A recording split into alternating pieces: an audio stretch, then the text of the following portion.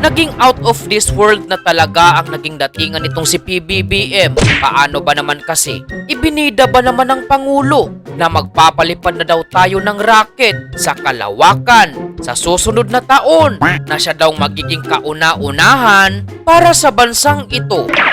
Cagayan is both geographically and economically primed to serve as our gateway to space and host the country's first spaceport. A sounding rocket launch test is slated for next year. Huwag mong subukan. Masisira ang buhay mo.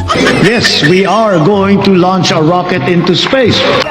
Ano ba to?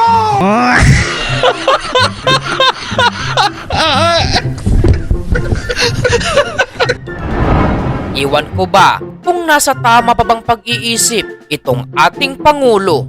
Tanga talaga. Tila itong si PBBM, mga kongresista at ilang mga senador na lang talaga ang naglulukuhan sa isa't isa. Matapos kasing banggitin ni PBBM ang ganitong mga kataga ay nagpalakpakan ang mga walang iya kahit ang pahayag na ito ni PBBM ay sa kanila lang din tumama.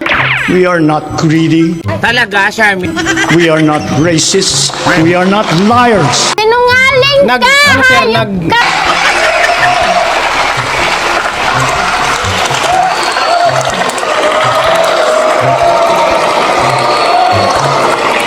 Pastilan, so weird. Naging matinding pahayag ni Pangulong Bongbong Marcos sa pagbubukas ng kanyang talumpati ay ang balita na kanya na di umanong ipapakulong ang kanyang pinsan na si Martin Romualdez, kung saan tila isang eksena sa pelikula. Nang maalaala mo kaya ang naging datingan nitong si PBBM na pilit kumukuha ng simpatya sa madla gamit ang storya ng isang pamilya. Nagsagawa tayo ng malawakan at malalimang investigasyon Talaga, Charmin. na walang pagkikiling kahit kanino man. Sinungaling ka! Masusi nating sinuri at sinundan kung saan tayo itinuro ng ebidensya. Bangagya! Lahat ng kailangan gawin ay ginawa natin upang matuntun ang punot dulo. Mayroon ng mga unang nakasuhan at nakulong, mga kontratista, matataas na opisyal, pati na mga mambabatas. Ang galing! At dumating na tayo sa punto na ayon sa ombudsman ay malapit na ang paghain ng patong-patong na kaso laban sa dating speaker. Pwede na! Masakit man sa akin ito, ngunit kailangan nating gawin ang tama. Hindi ako pangulo ng aking pamilya. Hindi ako pangulo ng aking kaibigan. Ako ay pangulo ng Pilipinas at ang tungkulin ko ay sa inyo, ang aking mga kapwa Pilipino. Tanga-tanga! Subalit ang malaking katanungan ay may naniniwala pa ba sa mga pahayag niya?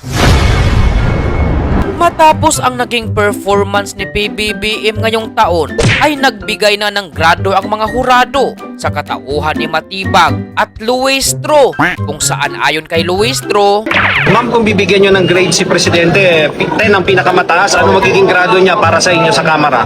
Well, I must say satisfied ako.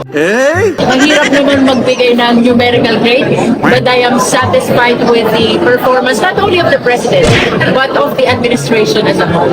Bangagyan! samantalang perfect 10 out of 10 naman ang kay Matibag. Ay, sa performance niya, syempre 10. Aray ko! Nakita naman natin yung success nga niya going after those who should be responsible na managot sa batas.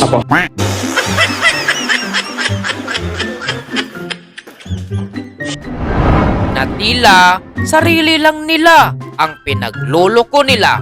Buti pa itong isa, smile ng smile kahit wala namang nakakatawa. Our exports have grown.